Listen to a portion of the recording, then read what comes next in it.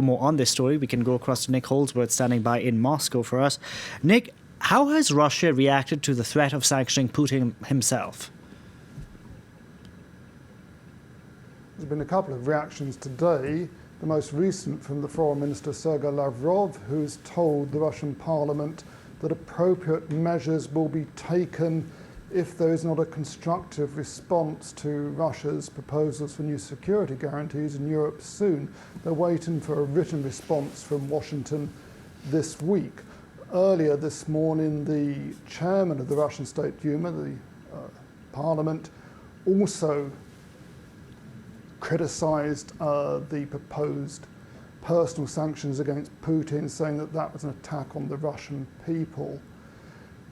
The Foreign Minister Lavrov also said that he did not want the EU and the OSCE, the Organisation for Security and Cooperation in Europe, to participate in talks. Now that preempts something which the French President Emmanuel Macron may have been hoping to achieve on Friday in talks he has scheduled with Mr. Lavrov, the Russian Foreign Minister.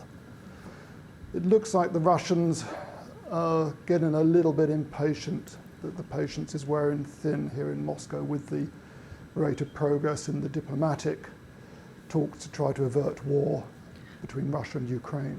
But Nick, why does Russia not want to include Europe and the OSCE in talks over Ukraine, considering that a representative from Russia is in Paris today for Normandy-style talks?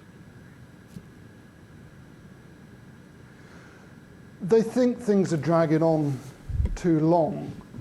Basically, the Russian position, a long-held position and one iterated by Vladimir Putin many times, is that in the last 30 years there's been what he calls the unipolar world. What he means by that is the US hegemony we've seen in international relations, that basically America has been able to throw its weight around without the counterbalance of the Soviet Union as it used to be back in the Cold War days. Putin doesn't like that. He thinks it leads to instability.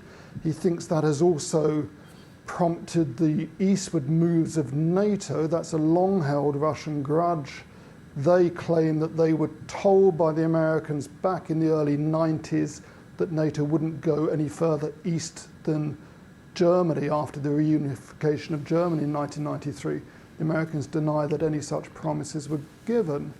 Putin wants there to be a new security arrangement in Europe, and the Russians feel, the Kremlin feels that they're not getting any respect, that their points haven't been addressed, even as they throw their weight around with increased military drills on the borders around Ukraine. Today we've seen live fire exercises in the southern military region, which is around Crimea and the southeastern borders of Ukraine.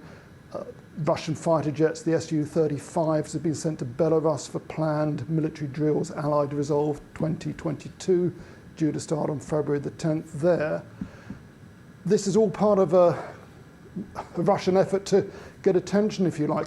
Also, there were unconfirmed reports last night on Russian media claiming that Putin had a video conference last night with his security chief, the head of the FSB and the heads of the general staff, where a preliminary date for possible beginning of a military operation was agreed as February the 18th. I must stress these are unconfirmed reports, and there was talk of a missile attack but no ground invasion starting as early as the night of the 21st or the 22nd of February. These are unconfirmed reports. There's been these kind of rumors before. These were reported last night and this morning in Russian media, don't know if it was on state media. It suggests that the Russians are trying to bring as much pressure as they can bear at the moment on the Americans to get an answer, and they want to deal direct with Washington because dealing with the EU and the OSCE will just extend and complicate what they see as a fairly simple issue. We want to get a new security guarantee agreed in Europe. Are you willing to work with us or not? That's the Russian point of view. And they're waiting for those written responses, which is supposed to get by the end of this week. Nick, thank you very much for that update. Nick Holdsworth reporting there from Moscow.